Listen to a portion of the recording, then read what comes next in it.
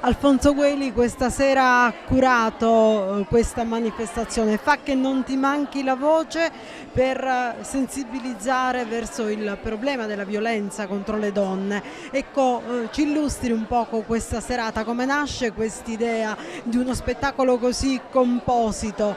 Sì, allora intanto lo spettacolo nasce dalla canzone di Francesca Cosentino, Fa che non ti manchi la voce.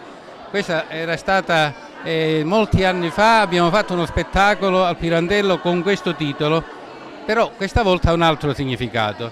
Fa che non ti manchi la voce per denunciare, per ribellarti, per confidarti con gli altri, per comunicare, per non sentirsi meno soli. Ecco, quando mi è stato chiesto di fare qualcosa in occasione della giornata internazionale contro la violenza sulle donne, ho pensato a questo, rifacciamola cambiando copione, cambiando tutto. Certo, questa sera non è un vero spettacolo perché abbiamo inserito nella struttura la partecipazione di una decina di poeti, di artisti agrigentini che hanno testimoniato ciascuno per conto suo e non previsto dal copione, ma era quello lo scopo, aprire alla città.